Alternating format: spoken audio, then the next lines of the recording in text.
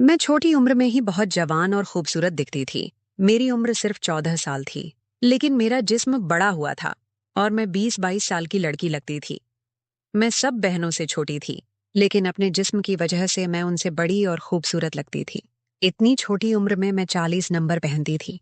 मैं जब भी बाहर जाती तो हर कोई मेरी तरफ देखता। मैं जिस गाड़ी में स्कूल जाती, वह ड्राइवर भी मेरे ऊपर नजरें जमाए रखता। स्कूल में टीचर मेरे सर पर जानबूझकर आकर खड़ा हो जाता था। मुझे यह सब कुछ बहुत अजीब लगता था। एक दिन मैं बाजार कपड़े खरीदने गई, तो मैं एक बहुत बड़ी दुकान पर दाखिल हुई। मुझे सूट का एक जोड़ा पसंद आ गया। मैंने दुकानदार से कहा कि मैं यह पहनकर चेक करना चाहती हूँ। दुकानदार मेरी तरफ देखकर फौरन मान गया। कहने लगा, मैं भी आपसे यही कहने वाला था कि आप यह पहनकर चेक कर लें। मेरे घर वाले बाहर बेंच पर बैठे हुए थे कि मैं चेंजिंग रूम में कपड़े पहनने लगी। दुकानदार मेरे पास आ गया और मेरे मुंह पर हाथ रख लिया। कहने लगा, आवाज मत निकालना, मैं तुम्हें यह सूट फ्री में दूंगा। बस तुम्हें 5 मिनट अपने दोनों गुब्बारे मेरे मुंह में। मेरा नाम पूजा है। मेरी उम्र तकरीबन 14 साल थी। मैं अभी नई नई जवान हो रही थी और जवानी की दहलीज में कदम रख रही थी। लेकिन मेरा जिस्म लड़कियों की तरह नहीं था। जब मैंने खुद को देखा तो मेरे जिस्म का नाजुक हिस्सा 14 साल की उम्र में भी बहुत ज्यादा बड़ा और हसीन था। मेरे घर वाले हर वक्त मुझे डांटते रहते थे। मेरी माँ और बहन मेरे पीछे ही पड़ी रहती थीं और मुझे बहुत ज्यादा बातें सुनाया करती थीं। छोटी सी उम्र में ही मेरे सर पर इतना बड़ा दुपट्टा ओढ़ दिया गया था। मैं अभी सही तरह से दुपट्टा भी संभाल नहीं सकती थी। जब मुझसे दुपट्टा गिर जाता तो मेरी माँ मुझे बातें सुनाती और कभी कभार एक आध लगा भी देती और कहती कि तुम में जरा सा भी अकल नहीं है, तुमसे दुपट्टा भी नहीं संभाला जाता, दुपट्टा ठीक से लिया करो, बेशर्म कहीं की। लेकिन उनकी बातें मेरी समझ में नहीं आती थीं। उनकी बातें मेरे सर के ऊपर से गुजर जाती थीं। मुझे समझ नहीं आता था कि वह मुझे बार बार दुपट्टा लेने के लिए क्यों कहती रहती है। लेकिन मुझे बहुत तकलीफ होती थी जब वह मुझे सारा दिन बुरा भला करती रहती थी और अक्सर मुझे मारती भी थी। और मुझे इस बात पर हैरानी भी होती थी कि आखिर मेरे साथ ऐसा क्यों हो रहा है। मैंने ऐसा क्या कर दिया है जो सब मेरे साथ ऐसा कर रहे हैं। हम 3 बहनें थीं और मैं सबसे छोटी थी, लेकिन सबसे छोटी होने के बावजूद सबसे खूबसूरत और बड़ी दिखाई देती थी। जैसे जैसे मेरी उम्र बढ़ती जा रही थी, मेरा कद काठ और जिस्म भी बढ़ता जा रहा था। अपने जिस्म में इतनी सारी तब्दीलियां देखकर मुझे कुछ अजीब फील होता था। मेरी दूसरी बहनें दुबली पतली थीं। मैं जिस स्कूल में पढ़ती थी वहां पर मेरी सहेलियां भी मेरी जैसी नहीं थीं। वह भी बिल्कुल नॉर्मल लड़कियों की तरह होती थीं। मेरी उम्र की लड़कियां भी बिल्कुल ऐसी नहीं थीं। मेरी माँ को हर वक्त मेरी फिक्र लगी रहती थी। मेरी हमउम्र लड़कियां स्कूल में दुपट्टा लेकर नहीं आती थीं, लेकिन मेरी माँ मुझे सख्ती से दुपट्टा लेकर जाने देती थी। मैं माँ से बहुत बार कहती कि माँ, मुझसे दुपट्टा नहीं ओढ़ा जाता, और मेरी सहेलियां भी बिना दुपट्टे के ही स्कूल आती हैं। मुझे दुपट्टे की वजह से बहुत गर्मी लगती है, लेकिन मेरी माँ चिल्लाकर बोली, गर्मी गई भाड़ में, तुम यह चादर जरूर लोगी। ऐसा न हो तुम्हारी वजह से हमें कोई परेशानी झेलनी पड़े। मेरी माँ मुझे हर वक्त डांटती रहती। मेरी बाकी बहनों से तो वह प्यार से बात करती, लेकिन मुझ पर हर वक्त चिल्लाती रहती। फिर हमें स्कूल से छुट्टियां हो गईं। एक दिन हमारे सारे घर वाले बाजार जाने का प्रोग्राम बना रहे थे। मैंने अपनी वालिदा से कहा कि मैं भी आपके साथ बाजार चलूंगी, तो उन्होंने फौरन कह दिया कि तुम बिल्कुल नहीं जाओगी, तुम्हें घर पर ही रहना होगा। हमारे बाजारों में बहुत भीड़ होती है, वहां पर बहुत सारे बुरे बुरे लड़के फिरते रहते हैं। तो मैंने अम्मी से कहा, मेरा उन लड़कों से क्या लेना देना, मैं उनके लिए थोड़ी जा रही हूँ। मैं तो बाजार आपके साथ घूमने के लिए जा रही हूँ। जाहिर है होली है, मुझे अपने लिए कुछ चीजें भी लेनी हैं। अभी मैं अपनी माँ से ये बात कर ही रही थी कि मेरी बहन झट से बोली, अगर हम तुम्हें अपने साथ बाजार ले गए तो बाजार के सारे बुरे लड़के तेरे पीछे पड़ जाएंगे और सबकी नजर तुझ पर ही होगी, और जब सारे तेरी तरफ देख रहे होंगे तो हमें भी शर्मिंदगी उठानी पड़ेगी। इसलिए तुम घर में ही बैठी रहो। तुम्हें जिस चीज की भी जरूरत है तुम हमें बता दो, हम वह तुम्हें बाजार से ला देंगे। मुझे चीजों की जरूरत नहीं थी, मुझे तो बस बाजार घूमने का शौक था। मैं घर से बाहर निकलकर थोड़ा एंजॉय करना चाहती थी, लेकिन मेरी बहनों और माँ ने मुझे बाजार ले जाने से इनकार कर दिया। मैं रोती हुई अपने कमरे में चली गई। मुझे उनकी बात सुनकर बहुत दुख हुआ कि आखिर इन सब में मेरा क्या कसूर है। मैं आईने के सामने खड़ी होकर रोने लगी। मैं अपने आप को गौर से देखने लगी। मेरा इसमें कोई कसूर नहीं था कि मेरे घर वाले मेरे साथ इस तरह का बर्ताव कर रहे थे। मुझे तो भगवान ने ही ऐसा बनाया था। ऐसा इंसान किसी के हाथ में थोड़ी होता है। किसी का जिस्म दुबला पतला होता है, किसी का कद छोटा होता है और किसी का बड़ा। मेरे फ्रंट का साइज बड़ा था, तो इसमें मेरा क्या कसूर था? मेरी माँ तो मुझे कुछ खाने पीने भी नहीं देती थी ढंग से। मुझे खट्टी चीजें खाने का बहुत शौक था, लेकिन मेरी माँ मुझे खाने नहीं देती थी। मुझे अचार और इमली खाने का बहुत शौक था, लेकिन घर वाले ये सारी चीजें मुझसे छुपा कर रखते थे। वह कहते थे कि पहले ही तो तूने खा खा कर अपना जिस्म बहुत बड़ा कर लिया है। अगर तू ये और ज्यादा खाएगी तो बहुत बड़ी भैंस बन जाएगी। माँ के मुंह से ऐसी बातें सुनकर मुझे बहुत दुख होता था। एक दिन मेरी खाला की बेटी घर आई हुई थी। उसने मुझसे एक अजीब तरह की बात कह दी। वह मुझसे कहने लगी कि जिस तरह का तुम्हारा जिस्म हो रहा है ना, तुमसे कोई लड़का शादी नहीं करेगा। उसकी बात सुनकर मुझे बहुत गुस्सा आया। मैं फौरन गुस्से से खड़ी हुई और उसकी आंखों में आंखें डालकर देखने लगी, लेकिन इतने में मेरा दुपट्टा गिर गया। हम लोग एक कजन की शादी में आए हुए थे। वहां पर मौजूद सब देखकर मुझे हैरान हो गए। लोगों ने मेरी माँ से अजीब तरह के सवाल करना शुरू कर दिए। हमारे रिश्तेदार कहने लगे, आप लोग ज्यादा आते जाते भी नहीं हैं और अपनी इस बेटी को तो कहीं पर भी नहीं ले जाते। कहीं इसकी शादी तो नहीं आपने कर दी और आपने किसी को बताया भी नहीं, और फिर यह तलाका लेकर वापस आ गई है क्या? मेरी माँ उनसे कहने लगी कि आप किस तरह की बातें कर रही हैं। मेरी बेटी तो अभी कुंवारी है, उसकी तो अभी शादी की उम्र भी नहीं हुई। मुझे यह सारी बातें सुनकर और ज्यादा दुख हुआ। उस दिन के बाद अम्मी ने भी मुझे किसी भी शादी पर ले जाना बंद कर दिया। हालांकि यही तो वह उम्र थी जब इंसान शादियों पर जाकर एंजॉय करता है, अच्छे अच्छे कपड़े पहनता है और खूब खाना खाता है। लेकिन मेरी माँ ने तो मेरा कहीं पर भी आना जाना बंद कर दिया। जैसे जैसे मैं बड़ी होती जा रही थी, मेरे लिए और ज्यादा मुसीबतें बढ़ने लगीं। मुझे कपड़े भी बहुत जल्दी तंग हो जाते थे, इसीलिए नए कपड़े लेने पड़ते थे, जिस पर माँ मुझे डांटती थी कि तेरा बाप कोई बहुत बड़ा रईस नहीं है जो तुझे हर 4 महीने बाद नया जोड़ा लेकर दे। मैं इस तरह की सारी बातें सुन सुनकर तंग आ चुकी थी। एक मेरी सहेली राधिका थी। वह मेरी बहुत अच्छी दोस्त थी। उसका भाई दुबई रहता था। एक दिन मैंने उससे बात की। उसने मुझसे कहा कि एक दवा होती है जिससे यह मसला हल हो सकता है। अगर तू वो मेडिसिन खा ले तो तू भी बाकी लड़कियों की तरह नॉर्मल हो जाएगी। लोगों की बातें सुन सुनकर मेरे दिमाग में एक बात बैठ चुकी थी कि मैं नॉर्मल नहीं हूँ। मैंने उससे इल्तिजाइया अंदाज में कहा कि प्लीज मेरी मदद करो, प्लीज मुझे वो मेडिसिन ला दो, मैं तुम्हें जितने पैसे कहोगी ला दूंगी। ये कहकर मैं परसुकून हो गई। 2-3 दिन बाद एक दिन अम्मी मेरे पास आईं और कहने लगीं, तुम्हारे लिए एक रिश्ता आया है। मुझसे कहने लगीं कि तुम तैयार रहना। मैं हैरान रह गई। हालांकि मुझसे बड़ी अभी बहनें थीं। अभी उनकी शादी नहीं हुई थी और मैं सबसे छोटी थी। तुम मुझे क्यों सबसे पहले ब्याह रहे थे?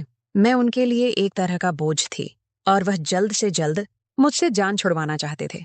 अम्मी की बात सुनकर मैं बिल्कुल खामोश हो गई। मैं अम्मी से झगड़ा नहीं करना चाहती थी क्योंकि वह मेरी माँ थीं, लेकिन उन्हें शायद इस बात का एहसास नहीं था कि मैं भी उनकी बेटी हूँ और वह भी सबसे छोटी। छोटी बेटियां तो बहुत लाडली होती हैं, लेकिन मेरे लिए ऐसा कुछ नहीं था। सबसे ज्यादा बातें मैं ही सुन रही थी।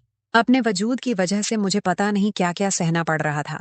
इसीलिए घर वाले मेरे जिस्म की वजह से ही मेरी शादी सबसे पहले करना चाहते थे। शाम को मैंने काला जोड़ा पहन लिया। मेरी माँ मेरे कमरे में आई और मुझे देखा।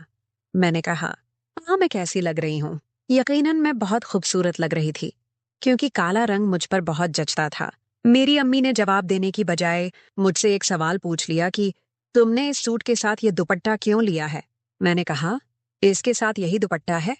अम्मी ने कहा, यह बहुत छोटा है। माँ ने दूसरी बहन को आवाज दी कि दूसरा दुपट्टा लेकर आओ, वह इस सूट के साथ चल जाएगा। मेरी बहन दूसरा दुपट्टा लेकर आई तो वह बहुत बड़ा था। मैंने अम्मी से कहा कि अम्मी, यह बहुत बड़ा दुपट्टा है। अम्मी कहने लगी, बड़ा है तो क्या हुआ? तेरा जिस्म छोटा है क्या? जितना बड़ा तेरा जिस्म है वह इतने बड़े दुपट्टे में ही छुपेगा। मुझे इस तरह लपेटा कि मेरा चेहरा ही बस नजर आ रहा था। 10 मिनट बाद मुझे चाय लेकर बाहर जाना था। लड़के वाले आ चुके थे। वह लोग अम्मी से बातें कर रहे थे। इतने में मेरी बहन मेरे पास आई और कहने लगी कि यह लोग तो जॉइंट फैमिली वाले हैं, पर उनका घर तो मर्दों से भरा हुआ है। तेरा वहां पर क्या बनेगा? तुझे तो अपने आप को छुपा कर रखना पड़ेगा। मेरी बहन मेरा मजाका उड़ा रही थी और जिस तरह से वह मुझ पर हंस रही थी, उसकी हंसी मेरे दिमाग को अजियत दे रही थी। मुझसे यह सब बर्दाश्त नहीं हो रहा था। 10 मिनट के बाद मैं चाय लेकर बाहर गई तो उन्होंने मुझे जिस अंदाज से देखा था उनका रवैया बहुत अजीब था। लेकिन जैसे ही मैं सोफे पर बैठी तो मेरा दुपट्टा कुछ ढलक सा गया, क्योंकि मुझसे इतना बड़ा दुपट्टा संभाला नहीं जाता था। दुपट्टा गिरने की वजह से उनकी नजर मेरे जिस्म पर पड़ गई तो उनकी एक औरत अम्मी से कहने लगी, बहन, क्या आपकी बेटी की शादी पहले से हो चुकी है? तो मेरी माँ ने कहा कि नहीं, इसकी शादी कहाँ से हुई है, ये तो सबसे छोटी है। असल में बड़ी वाली बहुत लायका है, तो हम चाहते हैं कि वह पढ़ाई करती रहे और कुछ बन जाए, उसके बाद उसकी शादी करवा देंगे। लेकिन वह कहने लगे कि यह तो हमें शादीशुदा लग रही है, ये तो 2-3 बच्चों की माँ लग रही है। गैर शादीशुदा लड़कियां तो बहुत पतली होती हैं, लेकिन आपकी बेटी का जिस तरह का जिस्म नजर आ रहा है, ऐसे लग रहा है कि जैसे ये 2-3 बच्चों की माँ है और इस वक्त भी हामिला लग रही है। मेरी माँ ने कहा कि नहीं, ऐसी कोई बात नहीं है, हम आपको कसम देने तैयार हैं। अब इससे ज्यादा और क्या हो सकता था? उन्होंने कहा कि नहीं, हमें तो मामला ही कुछ और लग रहा है। हमारा इकलौता बेटा है, हमारा बेटा बहुत लाडला है। आजकल तो लोग ठीक ठाक लड़कियों को भी मुंह भर भर के बातें करते हैं। अगर हम आपकी बेटी को ब्याह कर ले गए तो सारी जिंदगी लोगों के ताने सुनने पड़ेंगे। हम आपसे माफी चाहते हैं। मुझे उनका इनकार सुनकर बहुत दुख हुआ। हमारे मुआशरे में अक्सर लोग अगर लड़की को नापसंद कर दें तो वह मुंह पर कुछ न बल्कि इतना कह देते हैं कि वह फोन पर बता देंगे। लेकिन उन्होंने तो मुंह पर ही मुझे इनकार कर दिया था। वह लोग तो चले गए, लेकिन अम्मी ने मेरी पिटाई करना शुरू कर दी। तेरे इतने सारे रिश्ते रिजेक्ट हुए हैं, लेकिन इस दफा जो मुझे बातें सुनने को मिली हैं, मैं जिंदगी भर नहीं भूलूंगी। मैं एक अच्छी औरत हूँ, सारी जिंदगी मैंने इज्जत से गुजारी है, लेकिन सिर्फ तेरी वजह से मुझे ऐसी ऐसी बातें सुनने को मिल रही हैं। मैंने ऐसी बातें कभी नहीं सुनी थीं। मुझे माँ की बातों पर बहुत दुख हुआ। मैंने 2 दिन तक नहीं खाया, लेकिन किसी ने मुझसे यह तक नहीं पूछा। फिर आखिर मेरी दोस्त मुझसे मिलने आई। उसने चोरी चोरी मुझे वह मेडिसिन पकड़ा दी। उसने कहा कि तुम्हारी मेडिसिन आ गई है। मैंने कहा, मुझे अब इसकी जरूरत नहीं है। वह लोग मुझे नापसंद कर गए हैं। उन्होंने शादी से इनकार कर दिया है। जिस पर मेरी दोस्त कहने लगी, अरे पागल, वह आखिरी लोग थोड़ी थे। क्या दुनिया में लड़के खत्म हो गए हैं? तुम्हारे लिए और भी रिश्ते आ जाएंगे। तुम ये गोलियां खाकर स्मार्ट हो जाओ। उसके बाद मैंने जज्बात में आकर वह गोलियां खा लीं। मैंने कुछ दिन से खाना भी नहीं खाया था। जब मैं बाहर निकली तो मेरी तबीयत खराब हो गई और मैं बेहोश हो गई। खैर, मेरी तबीयत खराब होने के बाद मेरे घर वालों को कुछ मुझ पर रहम आया। मैंने सोचा कि मुझे घर वाले मेरे कमरे में लेकर आए हैं, शायद उन्हें मुझ पर रहम आ गया होगा। लेकिन जैसे ही मेरी अम्मी उस कमरे में दाखिल हुई, उन्होंने मेरे मुंह पर थप्पड़ मारा। मुझे उनसे इस रवैये की तवक्को नहीं थी। मेरे एहसान खता हो गए। फिर वह मुझसे कहने लगी, बेशर्म लड़की, तुझे शर्म नहीं आई? तू किस तरह की मेडिसिन मंगवा रही है? ये किस तरह की मेडिसिन है जो तू खा रही है? और इसी वजह से तेरा ये हाल हुआ है। इसका मतलब है तेरे इरादे कुछ और हैं। तू जानबूझकर अपना आप सबको दिखा रही है। तू सबको बताना चाहती है कि तू बहुत मोटी ताजी है। तुझे शर्म नहीं आती ऐसा करते हुए? मुझे अपनी माँ से इस तरह की उम्मीद नहीं थी। कुछ भी हो जाता, उनको यह सब नहीं करना चाहिए था। अब तो मैं अपनी माँ की तरफ देख भी नहीं रही थी, बस रोए जा रही थी। माँ ने वह गोलियां बाथरूम में फेंक दी और पानी बहा दिया। मैं रोए जा रही थी, लेकिन मेरी माँ ने मुझे देखा तक नहीं। इस बात को कई दिन गुजर गए। सब घर वाले मुझसे नाराज थे। कोई मुझे खाना भी नहीं पूछता था, मुझसे बात भी नहीं करता था। ऐसा लगता था कि मैं मनोवैज्ञानिक मरीज बन जाऊंगी और पागल हो जाऊंगी। फिर मेरे लिए एक रिश्ता आया। लड़की की माँ देखने आई, लेकिन लड़के की माँ अकेली मुझे देखने आई, लेकिन उनकी आंखें कमजोर थीं। मैं चुपचाप उनके सामने बैठी रही और अपने आप को चादर में छुपाए रखा।